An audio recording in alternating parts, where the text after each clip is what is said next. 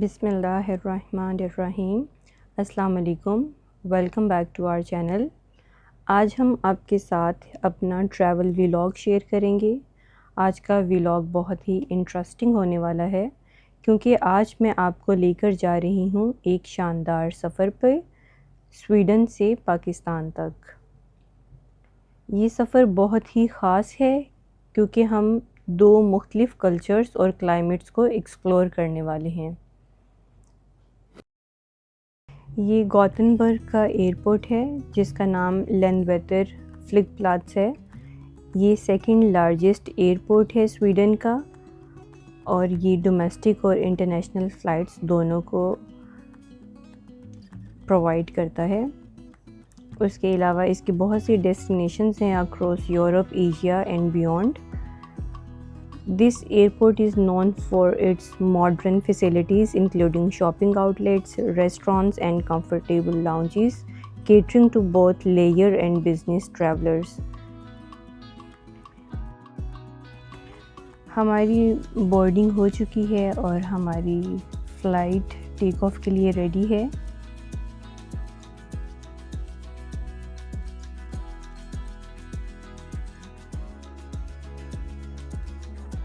गॉथेनबर्ग से स्टॉकहोम हमने SAS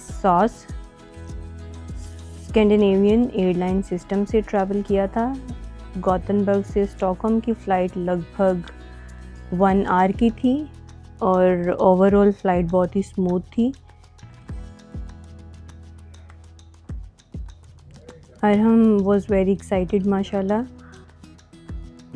in fact हम सब बहुत एक्साइटेड थे क्योंकि पाकिस्तान जाने की खुशी ही और तरह की होती है। आप अपने सब घर वालों से मिलते हैं, अपनी कुज़ीन्स इंजॉय करते हैं और भी बहुत सी एक्टिविटीज़ आप करते हैं जो आपको बहुत खुश करती हैं।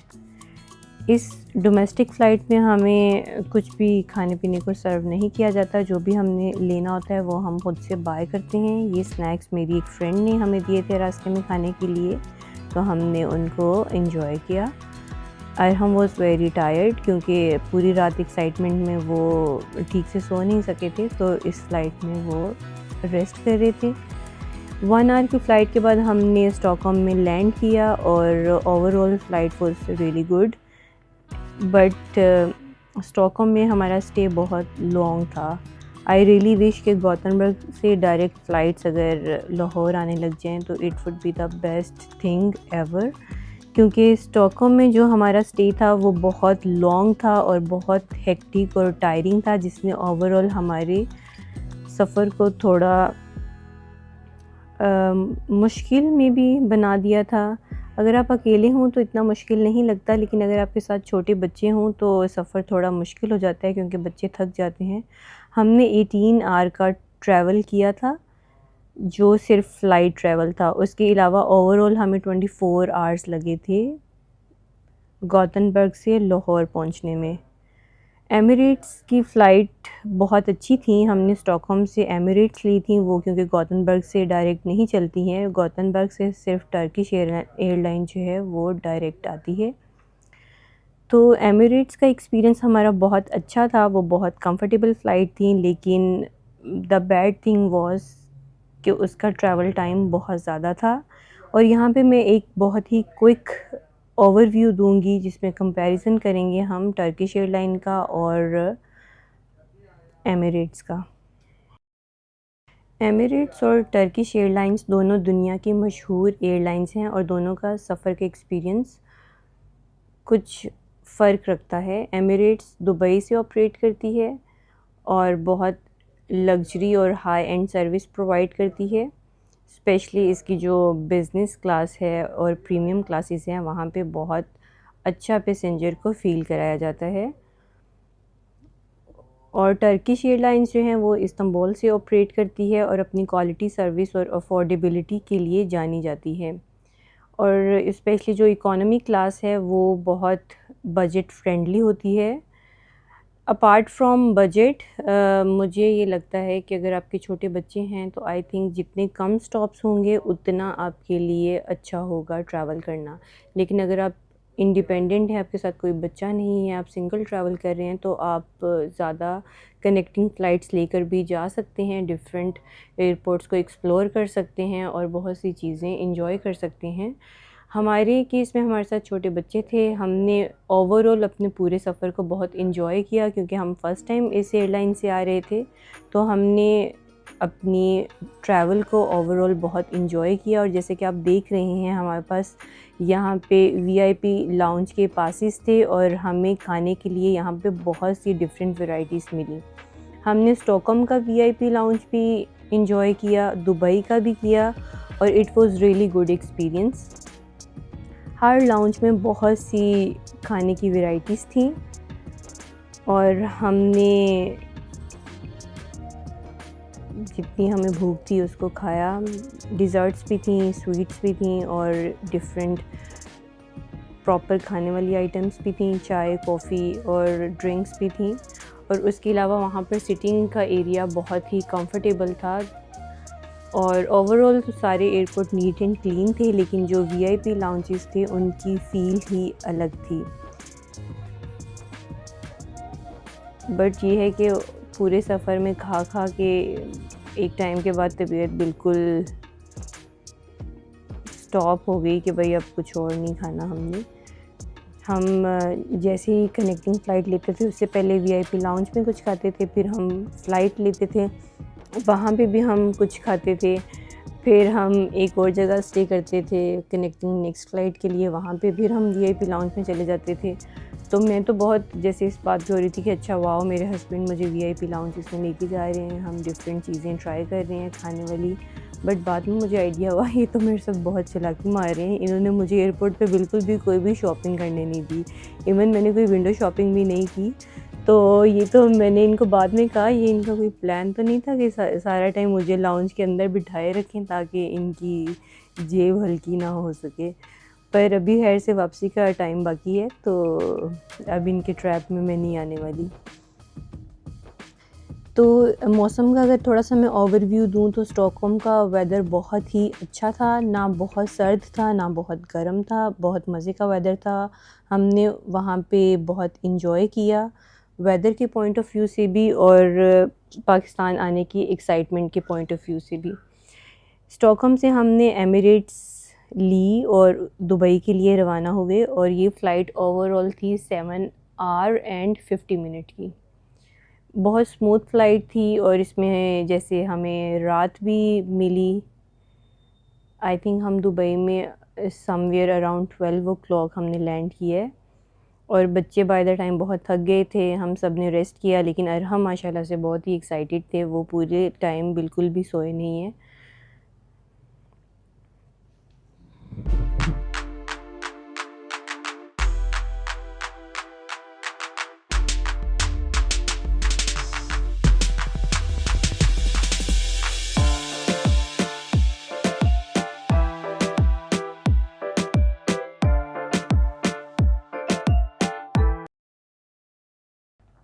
ये स्टॉकहोम की एक छोटी सी खूबसूरत सी ड्यूटी फ्री शॉप थी। यहाँ से गुज़रते गुज़रते मैंने अपने व्यूअर्स के लिए एक छोटा सा क्लिप बना लिया था, पर यहाँ से कोई भी शॉपिंग वगैरह हमने नहीं की क्योंकि मेरे हस्बैंड मुझे बहुत ज़्यादा फ़ोर्स कर रहे थे और बहुत एक्साइटमेंट शो कर रहे थे वीआईपी लाउंज में जाने के लिए, लेकिन वो उनकी प्लानिंग मुझे बाद में समझ आई।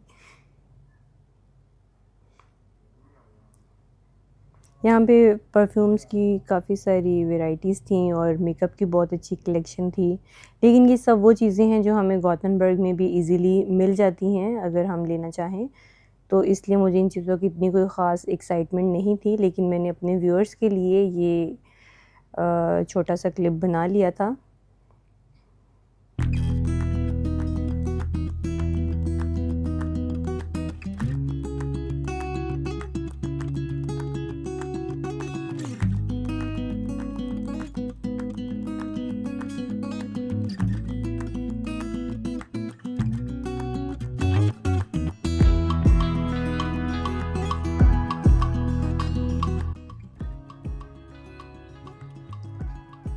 ये स्टॉकहोम का एयरपोर्ट है और ये स्वीडन का कैपिटल सिटी है।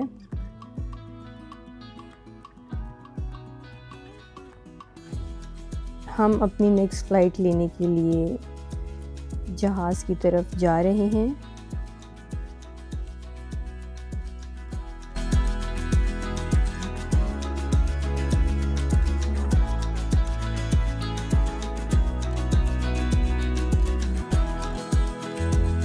एमिरेट्स एयरलाइन बहुत ही ज़बरदस्त एयरलाइन थी। इनके जहाज़ बहुत ही कंफर्टेबल थे, इवन इकोनॉमी क्लास की सीट्स भी बहुत स्पेशियस थी। टर्किश एयरलाइन की मुझे लगता है मे बी इतनी स्पेशियस नहीं होती हैं, but in comparison with Emirates इनकी सीट्स बहुत स्पेशियस थी। और इनमें फ़ूड जो सर्व करते हैं वो आपको हर कुछ टाइम के बाद कुछ ना कुछ सर्व कर रहे होते हैं।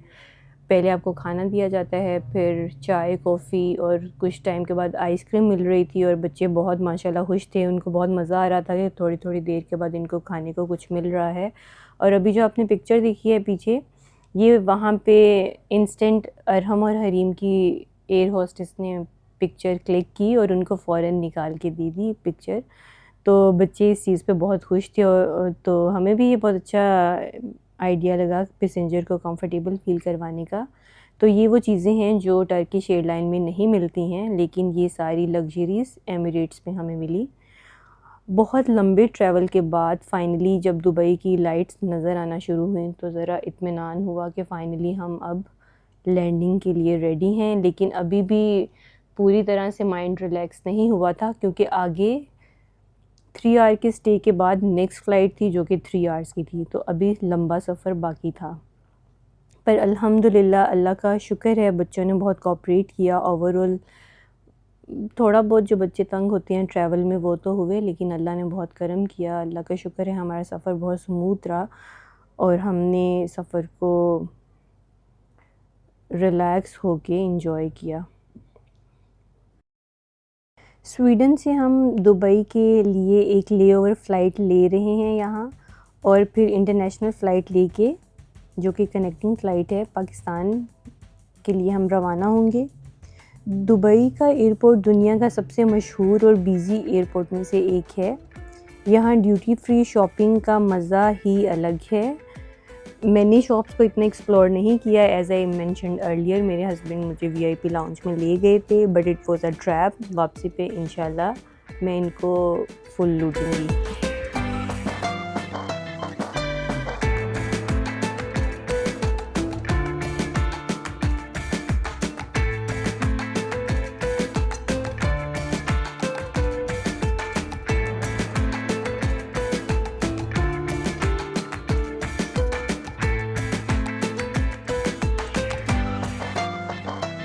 दुबई को एक्सप्लोर करने का हमें बहुत शौक़ था, और जब हमने जहाज़ से बैठ के दुबई की लाइट्स को देखा तो ये शौक़ और ज़्यादा शिद्दत पकड़ गया। दुबई भी काफ़ी खूबसूरत शहर है, और अगर इसको रोशनियों का शहर कहा जाए तो ये गलत नहीं होगा।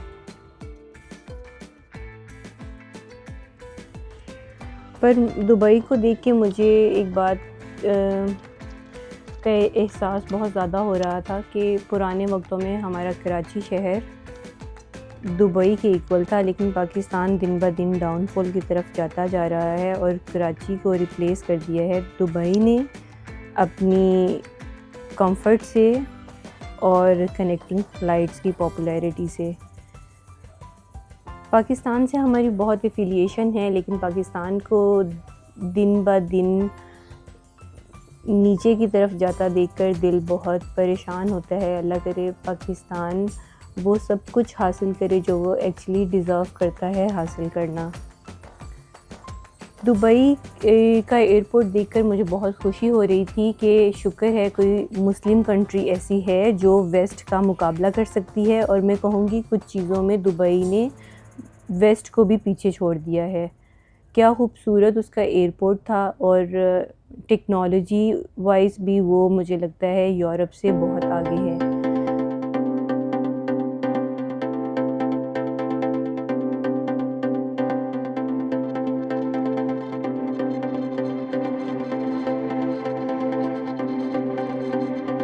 Eight at the same time Pakistan के लिए मुझे बहुत फ़ील होता है, अल्लाह करे पाकिस्तान के हालात बेहतर हों और हमें पाकिस्तान में दुबई जैसा मज़ा मिले और हम प्राउड फ़ील करें ये बताते हुए कि हम पाकिस्तान से बिलोंग करते हैं।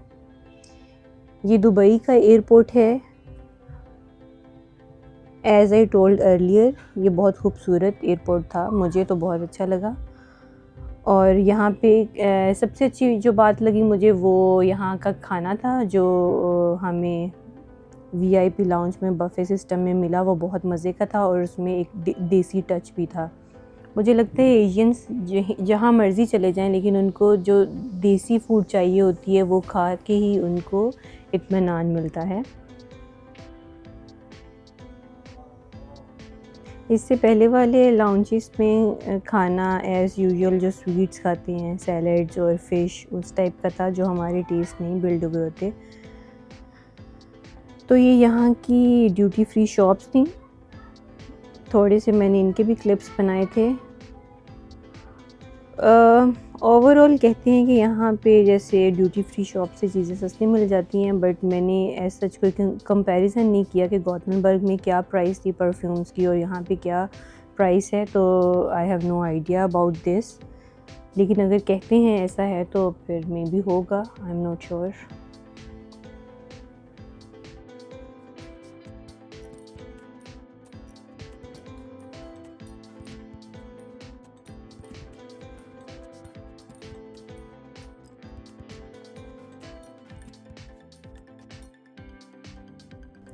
ये दुबई का लाउंज है।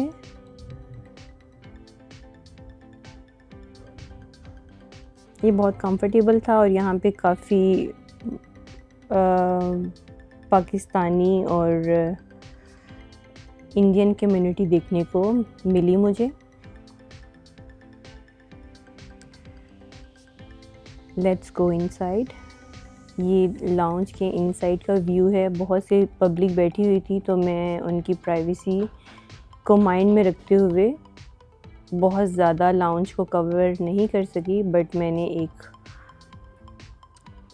छोटा सा क्लिप बना के आपको अंदर का थोड़ा सा विज़िट दे दिया है, हाउ इट लुक्स लाइक।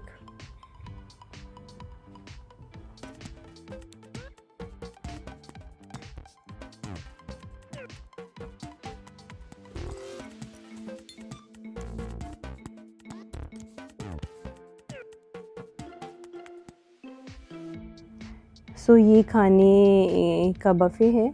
यहाँ पे एक दाल थी, इसका टेस्ट बहुत अच्छा था। और यहाँ पे श्रीलंकन कड़ी थी, इसको मैंने स्पेशली टेस्ट किया क्योंकि मेरी एक क्लास फेलो मेरी फ्रेंड है जो श्रीलंका से है, तो I was really excited to read कि यहाँ पे श्रीलंकन डिश भी है और फ़िलिपिनियन डिश भी थी। और ये जो पोटैटो कबाब हैं ये बहुत ज़्यादा मज़े के थे।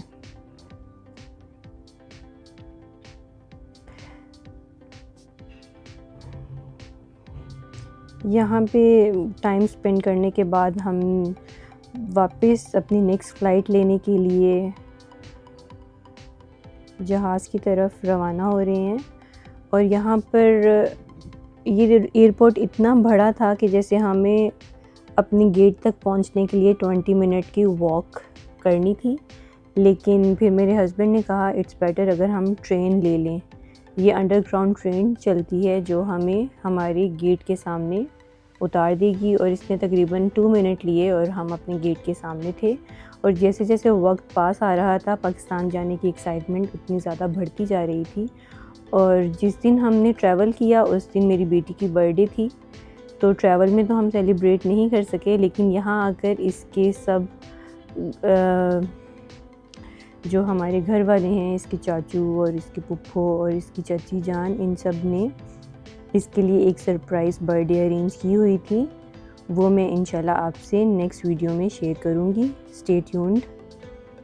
एंड यस, इसके दादा जान और दादों ने भी इसके लिए बहुत अच्छा सरप्राइज़ अरेंज किया था और हरीम के सब कज़न्स आए, इन सब ने मिलके बर्थडे को बहुत अच्छा सेलिब्रेट किया और इन्जॉय किया। So this is the best feeling ever जब हमने एमिरेट्स की नेक्स्ट फ़्लाइट ली 3 आवर्स के बाद, जब लाहौर इलामा इकबाल इंटरनेशनल एयरपोर्ट पे लैंडिंग हो रही थी, it's the best feeling ever. ये फीलिंग बहुत खुशी देती है। एक तो जो फ़्लाइट की हल्की सी ट्रैवल एंग्जाइटी होती है उससे आप निकल आते हैं कि अल्हम्दुलिल्लाह आपने सुकून से अच्छे से लैंड कर लिया, अल्लाह ताला ने सफ़र बख़ैर किया। और उसके अलावा पाकिस्तान की जो एक खुशबू आती है वो आपको बहुत ज़्यादा अच्छा फ़ील कराती है। तो एमिरेट्स के प्लेन को हमने गुड बाय किया और हम अपने सामान को कलेक्ट करने के लिए यहाँ से निकल आए।